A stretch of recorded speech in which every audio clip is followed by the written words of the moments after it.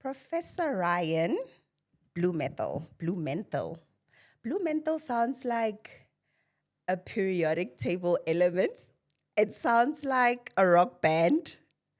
It sounds like a game streamer name or a mixed name. I've never heard of a Blumenthal before. Yeah, it's not common at all. How are you? I'm in good spirits, although it's a bit cold, so this is why I'm dressed like I am. It's a bit chilly, hey? But we survived the weekend, Monday and Tuesday's extreme end. Absolutely. Sure, that was so hectic. Yes. That was so hectic. I think, not even I think, you are the most educated person I've ever engaged. I've never sat down with a professor. Ever. Sure. You're the first professor that I've spoken to, and I'm really honored. Welcome to my show. Officially, you are within. Let's education and smart. I feel like they're two different things. There are some educated, not so smart people. Where do you fall in? Are you smart and educated, or are you just educated? That is an excellent question. There's definitely a difference between educated and wise. Yeah. I mean, there's book knowledge and there's just intuitive wisdom. There's an absolute difference between the two. Yeah. Yeah. Can you please introduce yourself? I've already said that you are Professor Ryan Blumenthal. Can you please introduce yourself to my guests? All right. So I am Professor Ryan Blumenthal, forensic pathologist. I have studied 23 years, so I have 6 degrees. Sure. I've got medicine, law, forensic medicine, forensic pathology, and a PhD in electrical engineering, of all things. Oof. I am a state pathologist, and I've performed between 12,000 to 15,000 autopsies. And I'm also a self-diagnosed autodidactic polymath. So I have a lot of weird hobbies. What is a polymath? All fields. I'm just fascinated and curious about everything. Yeah. So I'm actually an author, a sleight of hand magician, a bird watcher, a mountain biker, and I'm just curious and fascinated by humans. Yeah. How is it on the author side? Because you've got a couple of publications, the recent one being Risking Life for Death. How is the publishing side of life? Well, I first started by publishing African fiction, actually. I wrote 5 small novels on African fiction, The Rain Beetle, The Butterfly, The Seed, and all of these are in obscurity. They in some secondhand bookstore under books gathering dust. They did not do well. Yeah. And then I thought, let me try my hand at non-fiction. So I wrote the book Autopsy, Life in the Trenches with a Forensic Pathologist in Africa. And that became a national bestseller. Ooh. And then, it got translated into several languages and it did very, very well. And then I wrote a book called Risking Life for Death, which is about all the ways and all the risks that are involved with our field, because we deal with hectic stuff. We deal with political hot potato cases, mafia cases, infectious cases, chemical cases. So our lives are literally at risk when we deal with other people's deaths. Yeah. That's why it's called Risking Life for Death. We're risking our lives for other people's deaths. Oh, Prof, please tell me, as a forensic pathologist, break it down to me. What is it that you do every day? Right, so every civilized country on earth needs a forensic pathology service. And it's a duty of the state. Because if someone dies, we need to find out what happened. It's in our DNA to find out why we die. And even in the most ancient civilizations, if a member of a tribe died, we would want to know why that member of the tribe died, because this could signify an enemy within the tribe itself or from outside the tribe. So it's in our DNA to find out why we die. And there's two types of autopsies. There's autopsies of discovery and there's autopsies of documentation. Sometimes we just need to document what happened. So if someone dies under anesthetic, we need to document what happened. And sometimes people just drop dead for no reason during rest or exertion. They go to a wedding, they run onto the soccer field, they're on the toilet, and they die. And there's going to be questions. People will say that this person had a mistress or this person was poisoned. Yes. Or there's so many conspiracy theories. And it's also important from a public health point of view to find out what's killing our people. And you know from the news, forensics is always in the news because whatever humans do, trouble will sometimes happen and people will die. And someone will need to answer what happened and why did they die. Yeah. Yeah. Leading up to our sit down, I obviously got into my research to prepare for this interview. It was exciting, but it was also a bit of a downer because you are such a reality of death, as in, girl, you're gonna die. Whether you are a good person or a bad person, whether you like it or you don't like it, death is inevitable. How is your relationship like with death? Sure. Let's start with an easy question. Okay, first thing I must mention is most of my colleagues, nationally and internationally, are some of the most positive and optimistic people you can ever hope to meet. And I think the reason is we're constantly exposed to death and dying.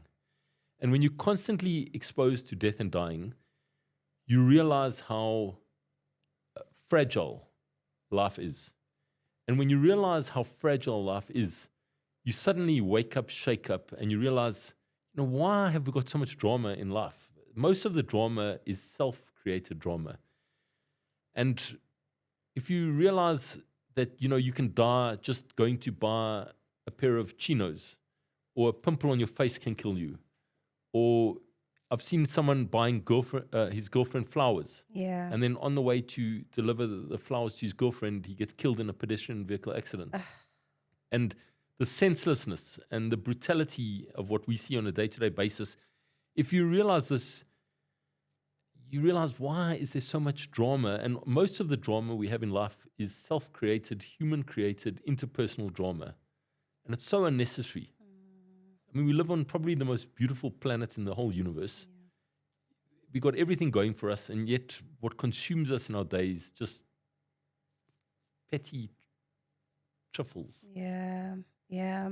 I had a question that was asking you, what are some of the lessons or takeaways that you take from the mortuary?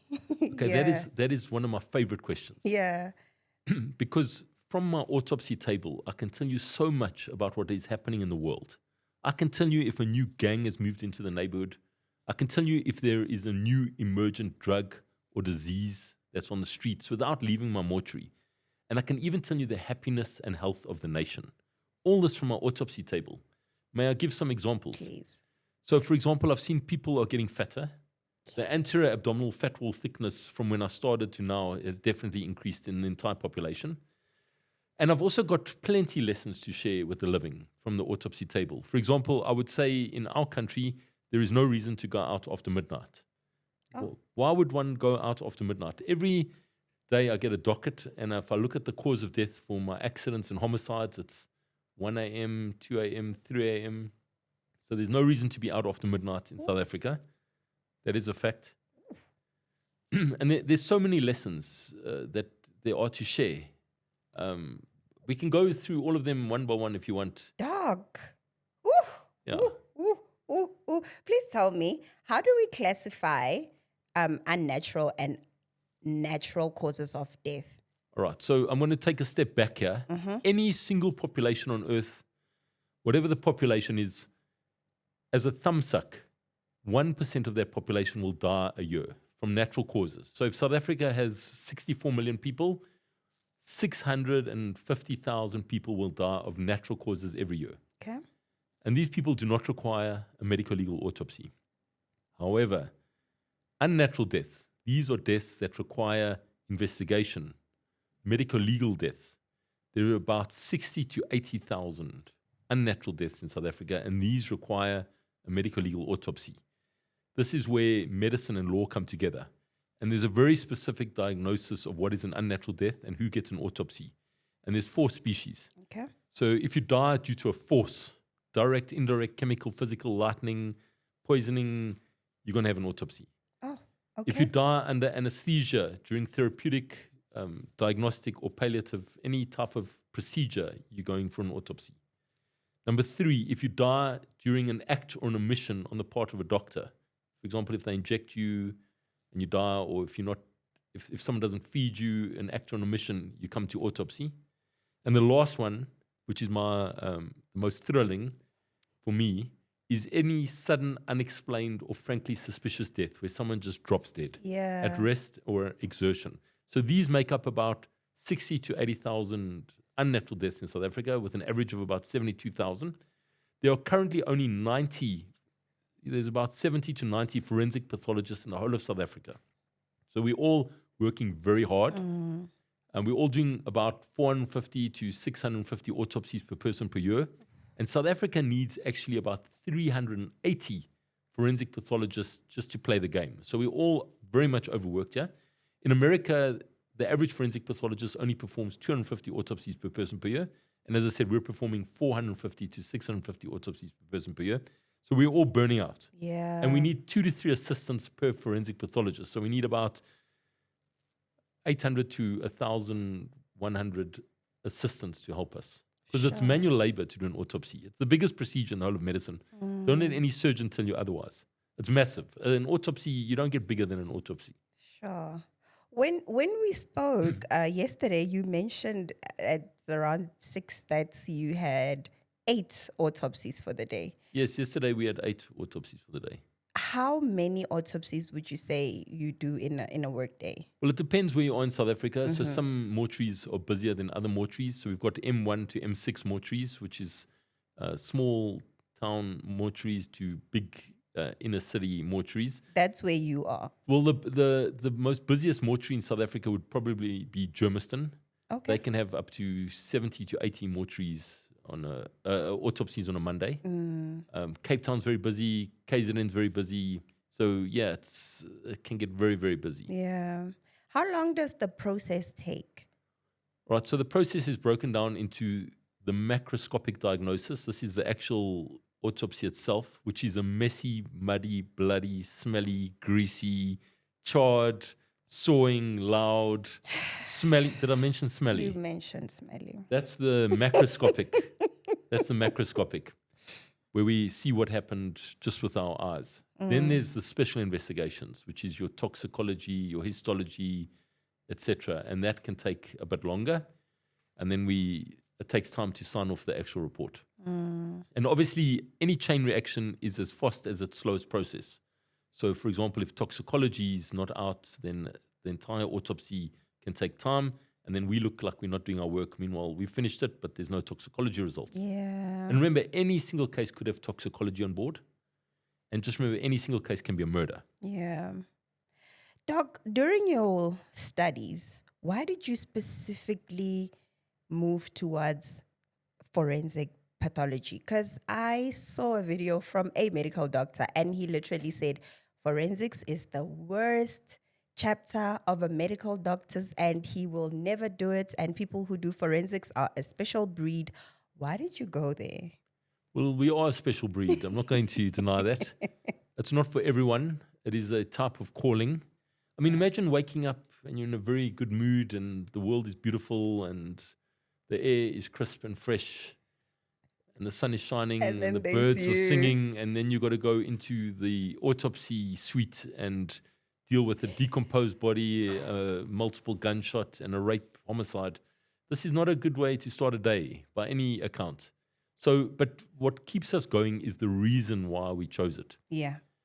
Because there's still very good people left in this world, and it's about truth and justice. So we don't have any narratives. We don't have any. We just want to find out what happened. We don't work for anyone. We just want to find out and document and find out the truth. Yeah. So and someone has to do this. Yeah. Do you still get some sort of nerves? Yeah, it's difficult. I mean, some days it's like a little marathon. I mean, you mustn't try to think ahead, because if you think ahead, it messes with your mind. So if you've got 3 hectic cases, you've literally got to slow down, take it step by step, and actually enjoy the process. I know this sounds very strange, Those but are weird words. no, it's like running an ultra marathon or doing a multiple stage race. Yeah. So if you think about if you visualize the entire process, it messes with your mind. Every step must be done slowly, and it must be a masterpiece. So you've got to immerse yourself in the moment. If you're rushed or pressured, or you make mistakes, even the most high-profile cases, we do exactly the same as any other case.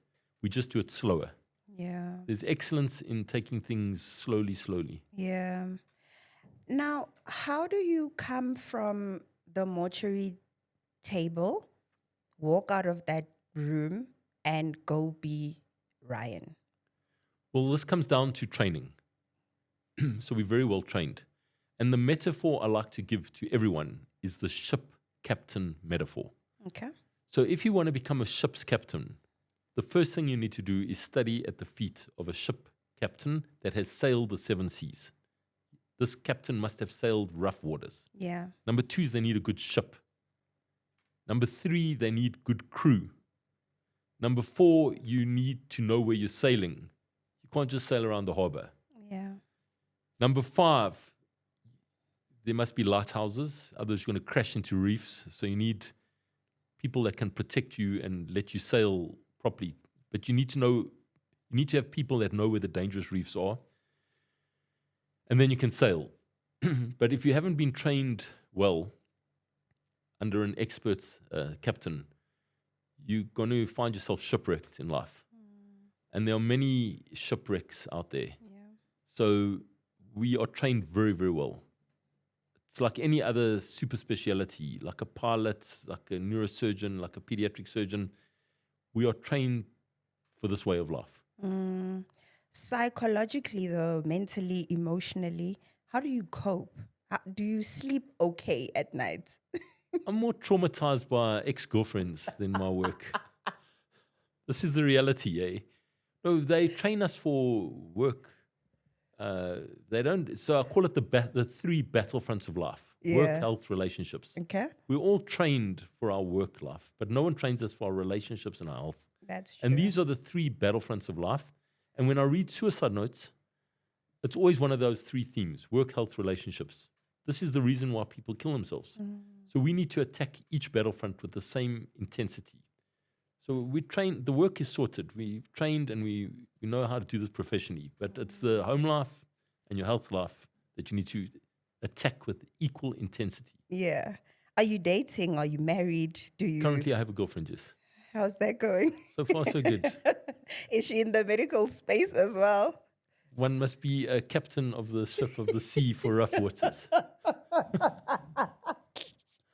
Professor, tell me, with forensics, right? The same way as in the medical field, there's public and private. Yes. Is there private pathology, or are the millionaires, billionaires, homeless people all going to the government mortuary? Right, that is a fantastic question. Yeah. So if you look what's happening internationally in other centers around the world, there are private forensic pathology services, because sometimes families may request an autopsy. It may not really fulfill all the criteria for a medical legal autopsy, and then families can request an autopsy. So this happens in other places in the world. Also, we must understand that there are certain religious groups in South Africa that do not want an autopsy. They do not believe in an autopsy. Unfortunately, it's the law of the land. So it's going to affect their insurance, etc. So the law of the land states that you must have a medical legal autopsy. Yeah. So if we look, an autopsy is very labor intensive. Let me tell you, you are totally finished by the end of an autopsy. It's manual labor, it's physical, emotionally exhausting, psychologically exhausting. And we don't want to do unnecessary autopsies. Yeah. We want to do essential autopsies that will help advance justice and take the land further and give closure, keep the innocent, innocent and the guilty must go down. So there are essential autopsies that need to be done. And then you mentioned, if you have wealth and money, do you have to lie in the same mortuary as everyone else? Unfortunately, this is the case. Also, we work on a first-come, first-served basis. You can't jump the queue, unfortunately, in the autopsy suite. Okay. So it's first-come, first-served. And another thing is, no matter who you are, you'll get the same kind of autopsy. And I had another point to make, but this seems to have slipped my mind at the moment. Eh? It'll come back. Yeah. We'll circle back to it. Tell me about cases where. Oh yes, I remember. Let's go. Sure. Is it gone again? Yes, it is dropped again. Yeah, it was an important point, but I think it sucks happens, when that eh? happens. Yeah. It really, really sucks. But you'll just think about it and you'll catch up. Tell me about a case where, homeless people or undocumented people that were found dead. Do you perform autopsies on those people? Yes, because we've even had a case where we had a so-called John Doe or Jane Doe who's just found dead in the veld. And this turned out to be a captain of industry of one of the largest companies in the whole of Europe that was dumped here in South Africa, in Attridgeville, in the veld. So you never know who they are or what the backstory is. So we try and treat every single case the same. We, in our fields, we treat everyone the same. How's overcrowding in our mortuaries? Look, there is a population problem happening. When I started the field, there were 35 million people in South Africa. There's now 64 million people in South Africa. The infrastructure hasn't changed much. Yeah. So it feels subjectively to me like we're working harder with fewer resources in a limited resource or resource constrained environment. So this is difficult. We're going to have to either industrialize the autopsy, hire more staff, or something's got to give, because at this rate, we are burning out. Doc, what's your take or opinion on organ donation? All right, so there's two types of philosophies. There's what's known as the opt-in philosophy and the opt-out philosophy. So some countries are opt-in countries and others are opt-out. South Africa is an opt-in country, which means that if I want to become an organ donor, I need to opt in and say, okay, you can have my heart valves, my liver, my kidneys, my corneas, I have to opt in. Whereas some countries, like Facebook settings, you're already opted in and you got to opt out. Okay. So in other words, you are an organ donor, but if you're not happy about it, then you opt out. Sure. And I believe we should be an opt-out country because there's so much need for organs. Yeah. There's so many people out there with kidney failure, liver failure. So we should all be organ donors, and then we should opt out. I think that is the wisest, brightest thing that going forward, because there's waiting lists. And when there's waiting lists, then you get these underground movements happening and people trying to, acquire kidneys and livers, and then there's just a whole underground market. Whereas if it was just free and open and you can opt out, I think that would be the way to go. Yeah. How soon do you have to do an autopsy from death? Like when somebody dies now and they get to the mortuary maybe 7 hours or 10 hours later, what's that period between them getting to the mortuary and the autopsy being conducted? All right. So the way I try and describe this is as follows. Say someone hangs themselves. Yeah.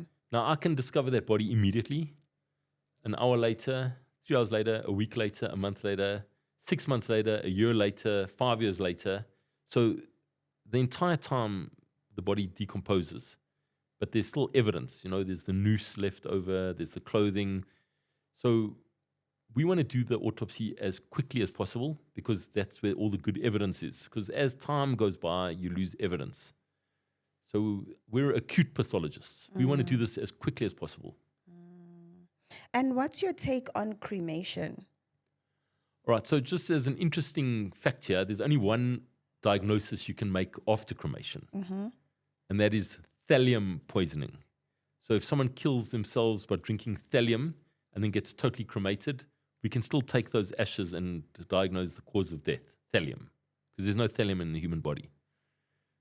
Just that's that one thing we can diagnose after cremation. Yeah. So before a body gets cremated, it's got to go through 5 checks and balances, because once a body's cremated, you're not going to diagnose a gunshot wound or a stab wound, etc. So before a body gets cremated, you have to have all your ducks in a row.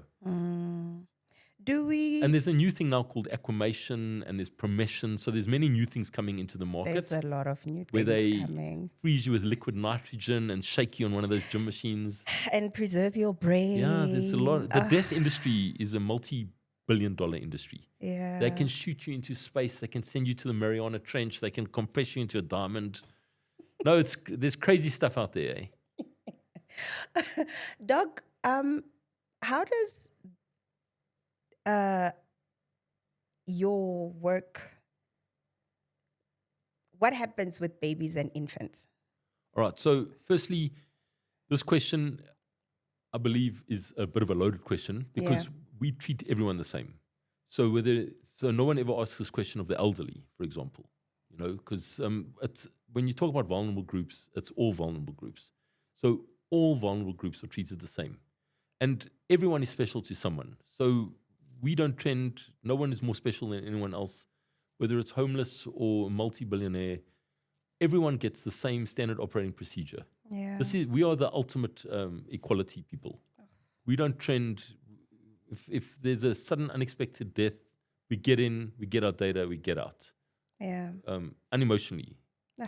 So death is the greatest Leveler. Yeah. I wanted to ask you then, which age group and gender has the highest mortality rate?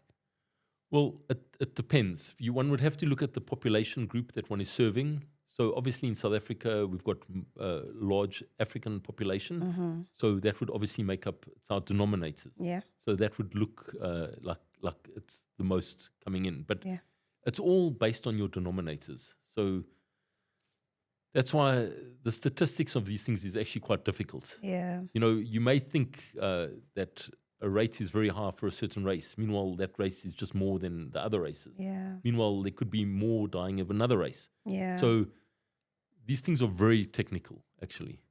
With the 8 that you did yesterday, how many were males and how many were females?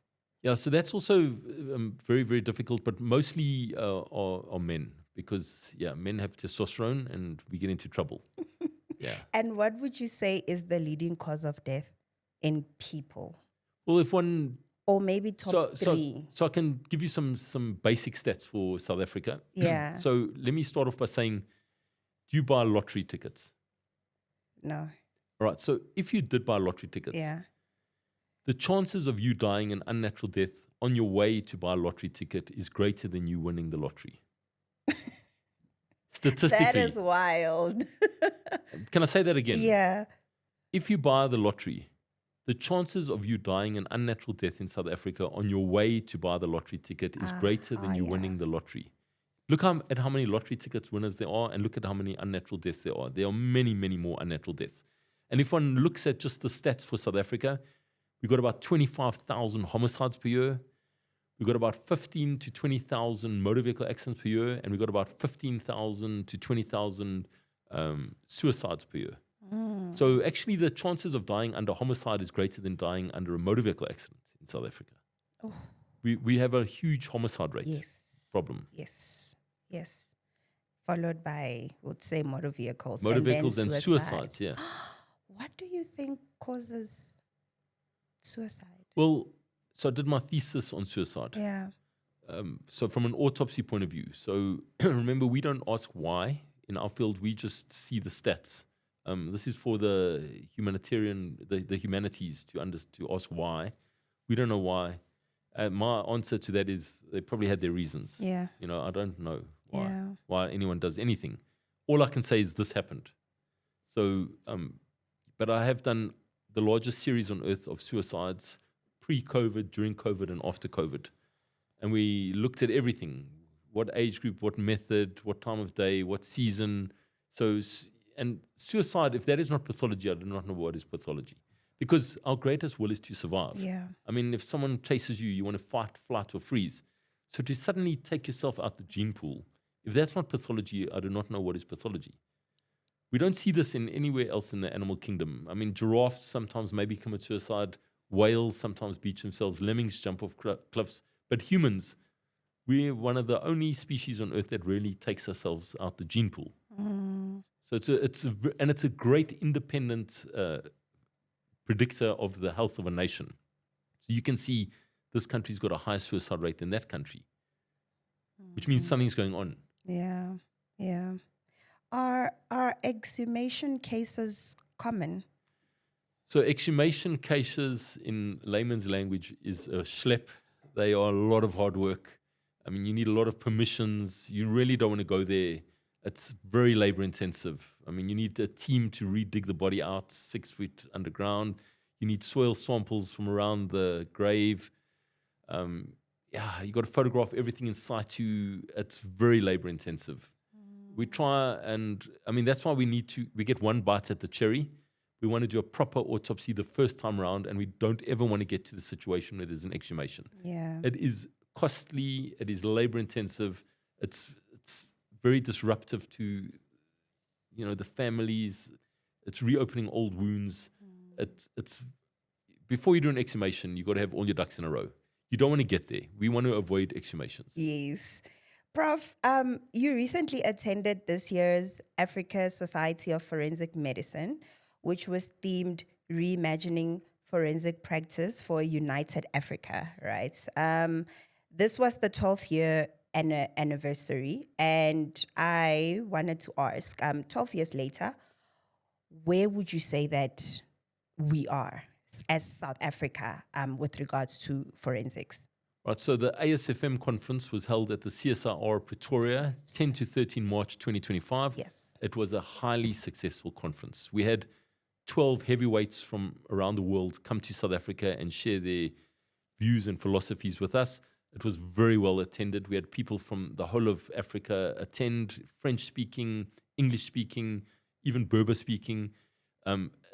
Everyone got on very well. There were many ideas shared. It could not have been more successful. We are so proud of ourselves as South Africa. We had the Minister of Health open for us. Dr. Aaron. Yeah, he was there. We had incredible entertainment. We had incredible networking. We are still glowing here with our success. And Halala. it was so much hard work. Let me tell you, these things don't happen overnight. Yeah. This was 2 years of work consistently by myself and our whole local organizing committee. We wrote over 1,000 letters to people for support, and everything worked out wonderfully. So, and there were so many ideas that were shared. To me, what was so wonderful about this conference was one specific thing. There were no elephants in the room. Well, you guys would dissect them anyway, so. Everything, we spoke freely. There were no elephants in the room. Yeah. Every single thing was addressed and raised and discussed. Yeah. That is the place to be. As far as our government or our education system is concerned, would you say that we are doing enough to make forensic pathology fashionable to the younger kids who need to come in? Because from what I've seen with all the giants that were there, you were all a bunch of old people. No offense. And even with my research, I only found 2 young doctors on TikTok, one in Joburg and one in Pretoria. I didn't see a lot of young people as far as pathology is concerned. Well, that is very well noted. And I must say, the amount of people that will be leaving the field within the next 10 and a half years is going to outdo the amount of people coming into the field. So we have a very serious problem here. That is incredibly well noted. And we have to seriously address this. And I've been a huge advocate for increasing our infrastructure, increasing our human capital. We have to get with the program, with what's happening internationally. I've been very fortunate. I've traveled internationally. I've seen forensic pathology services in other places in the world. It will blow your mind. Yeah. It will blow your mind. Yeah. We have so many problems here. There's load shedding. So when there's load shedding, we can't use an oscillating head saw. We have to use a manual band saw to open the head. There's water problems. So, in South Africa, we've got this thing called the green water snake method. You know what that is? What is that? The hose pipe. Yeah. The green water snake method. Yeah. That's the only way we can decontaminate your body here in South Africa, with the hose pipe. And if there's no water, what do we do? You And the can't human do body's got a lot that. of blood in it. There's Yeah. about 5 liters blood in a body. And you need running water. When you do an autopsy, it's the most important thing. We need fresh running water. It's the only way to clean and look and see. So when there's no water, what do? We phone the fire departments and they fill 50-liter rubbish bins for us with water so that we can do the autopsies, because the work must keep going. So we try and be innovative, flexible. We try and make a plan. But if you go overseas and you see some of these autopsy suites, as I said, I've been to places where there are pill counters. So if someone overdoses on pills, and there's medication containers, there's machines that count all the pills. We have to manually count every single pill here ourselves. They've got MRIs, CT scans. You just won't believe this. Some of us are working under very dire conditions here. And it's time that this field gets the injection of attention that it needs, because it's not what will it cost to do this.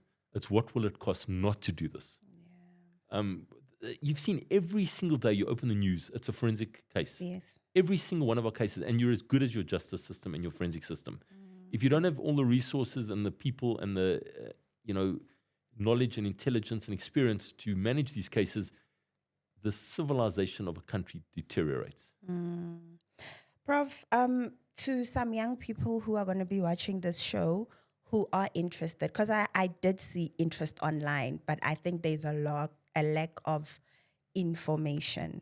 How do we get into it? Where do we go? Which institutions offer the best programs? What do we do? If I'm in grade 9 or 10, I'm about to choose my subjects. Which subjects do I follow? Which institutions should I go to? And how many years of studies am I looking at? Right. Well, I have advice for young adults. Yeah. Firstly, forensic pathology is not for everyone. But let me just quickly give a crash course of what I think youngsters should do. So to me, there are 6 levels to society. Level number 1 are your laborers.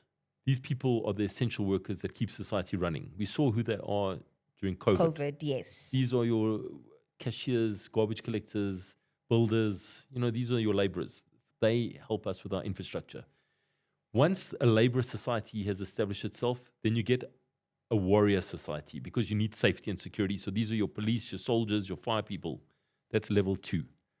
Level 3 is what's known as your knowledge economy. These are your intellectuals that deal with ideas, your theoreticists, your people that write opinions, people that deal with knowledge, your knowledge economy. After that, level 4 are your artists and your spiritual people, because there's a lot of boredom and people need stuff to take the dust off your soul. So that's your artist level or your spiritual level. Then the largest level is what's known as your acquisitor level. These are your, it's developed within the last 60 years. These are your insurance people, your lawyers, your bankers, your politicians, bureaucrats. This is the largest level. This is where most of the money is in society. And then the final level is what's known as your AI and technology and robot level, which is coming. Yeah. So I tell people, if you want to go and be relevant for the future, number 1 is you have to do STEAM subjects: science, technology, engineering, arts, maths. Definitely stick to sciences, technology, engineering, arts, and maths, and innovation. Number 2 is high empathy jobs. We will definitely need high empathy jobs going forward. Like physiotherapists, a robot's not going to be able to do physiotherapy. Yeah. And then we need people to go into technology and robotics and the energy. So nuclear, and we need energy stuff. I do believe our field will be disrupted. So an autopsy is a medieval thing. It's medieval. I look at myself every single day. I feel like a medieval practitioner. I believe the future will be disrupted for forensics. We're going to have robotic biopsies. Blood will be taken for toxicology. Everything will be filmed, videoed, CT'd, MRI'd. It is so labor intensive. Yeah. We're going to have to think of a clever way especially with the population increasing Yes. and there's so few of us, we're going to have to think cleverly about the future of forensics. So my advice to youngsters, more STEAMy subjects, STEAMy, not STEAMy, energy, robotics, AI, high empathy jobs. Look, go to university, study because you'll become a better person. Yeah. You need to know stuff. But my fear is that there's going to be 1 billion sun-facing balconies with a lot of bored people out there.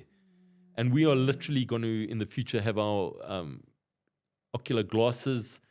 I'll have my coffee here. You'll have your coffee there. And we'll be in a meeting. Yeah, we can meet anywhere Yeah. on the Avatar planet or Yeah. Calcutta, wherever you're comfortable. And we can have our coffee without even leaving the room. And the colors will be more intense than in real life. Yeah. The edges will be sharper. It will be better to wear your Oculus glasses than to be in the real world. That's what's coming. When are you joining TikTok? Because you're not on TikTok. I am on TikTok. Ah, I'm there. I found you on YouTube and IG. Yeah. What's I'm on TikTok. your username on It's TikTok? the same one. It's Prof B _DocMagic. Okay. I'm gonna connect with you on TikTok. But if your viewers want to watch, I'm very proud of my YouTube channel. Yeah. I've got about over 90 to 100 videos there. There's good stuff there. Your loading schedule is very constant. Yeah. Prof, one more question, right, before we close. I just wanted to ask you, in terms of COVID-19, what were some of the trends that you saw amongst the deceased? All right, so there's a couple of things I want to say about COVID. So firstly, I was an essential worker and we worked through that entire time. And I saw 5 things from my autopsy table. So I can only talk about the forensic pathology of this. Yes. So first thing I saw during that time was there was definitely an increase in suicides. And of certain levels of those 6 groups. So acquisitor level was up. Extroverts, I was seeing a lot of, the youngest suicide I had was 7 years old during COVID. So suicides were up. Number 2 is addictions went up. People weren't getting their fixes. They couldn't get their drugs or their alcohol, so they made their own alcohol and their own drugs, and I was seeing an increase in addict-related things. Number 3, there was nowhere to run and hide during those 700-plus days of lockdown. So couples came face-to-face with themselves for the first time. There was nowhere to run, nowhere to hide, and we were seeing interpersonal and partner-based violence increase during COVID. Number 4, all the lonely people of society, the wallflowers, the introverts, the ones that you don't phone and check up on. We found them dead in their flats or their houses, and they were decomposed in skeletons. So there were a lot of lonely people in society. You have to think of these lonely people and phone them up and invite them for coffee. And number 5, for some unknown reason, we were seeing an uptick in motor vehicle accident cases. People forgot how to drive. So as we were coming out of these little waves, accidents were increasing. And then, it was fascinating times. Yeah. You know, everyone who had my WhatsApp was WhatsApping me, and we didn't know what this thing was. You know, it was like when HIV/AIDS came out. I'm old enough to know when that came out, and a lot of stuff's learned from the autopsy table. You know, it's forensic pathologists that a lot of the anti-tobacco stuff came from the autopsy. A lot of the AIDS stuff came from autopsy. A lot of the COVID stuff came from autopsy. So we had these WhatsApp groups with all my forensic pathologists around the world and saying, how are you doing this? What are you seeing? What to look for? How are we going to do this? You know, no aerosolized generating procedures. So it was fascinating times. I mean, I had colleagues die during that time that were exposed. So, COVID. Sure. That was a lot. Yeah. That was a lot. Prof, thank you. Thank you, really. Thank you for agreeing to sit with me. How was the interview? How are you feeling now? Yeah, I'm feeling quite good. Thank you. Thanks for having me. Are you happy? Yes, I am. I am very happy. I really, really learned a lot. And I think I want to have you for a part 2, because I think there's still a lot to talk about. Yeah. Yes, there's still a lot to talk about. But I really appreciate you taking time out of your busy schedule. I learned a lot from you, and I'm a bit at ease, not as anxious as I was with the topic of death. And I'm definitely going to leave here and go live my life to the fullest and go fix my issues with people and not be so stuck up on useless things. Do you have any parting words to particularly your followers and your students and everyone who loves you? Well, I'm a huge believer in low cards exchange principle. Yeah. I live, eat, breathe, sleep, dream this principle every single day. It's the reason why I have a job. Low cards exchange principle, which means every contact leaves a trace. Okay. I mean, that's how we catch murderers. You know, they go to a crime scene, they leave something there or they take something with you. And every contact leaves a trace, which means that you've got to be very wary of what you're coming into contact with every day, because this will determine your mental health, your physical health, and how you live your life. So you must come into contact with good, positive, optimistic things. If you're constantly feeding on negative stuff and bad food and etc., so just beware your contacts in life. It's contact theory. I cannot express this strongly enough. Come into contact with healthy, good, positive things that will help you grow as a human and all your people around you. Yeah. Stay away from negative contacts. Yeah. One thing that I've seen about you also is you're not just a professor, you are like an ambassador of the field. What legacy are you trying to leave behind? No, this is not about me. I just want to see the world a safer and a better place. That's all. And I just always give the example of a forensic pathologist called Simmons, Gary Simmons, in 1992. The public health role of an autopsy. We're public health pathologists. So it's the craziest case. He had this 26-month-old female that accidentally pushed an electric power car window and got strangulated by the car window and died. And he wrote this up, thereby highlighting the public health hazard of electric power car windows. And nowadays, every electric power car window on earth has a cutout mechanism if you get a body part stuck between it and the car. So I just believe we're like lighthouse people. We know where the dangerous reefs are, and we just want to alert the world, just saying like, that's a dangerous reef. Stay away from that area. So it's a very important role for society. And that's all we want to do. We just want to document, find out what's happening, and communicate it to make the world a better and a safer place. Professor Ryan Blumenthal, everybody. Thank you for coming, Prof. Thank you.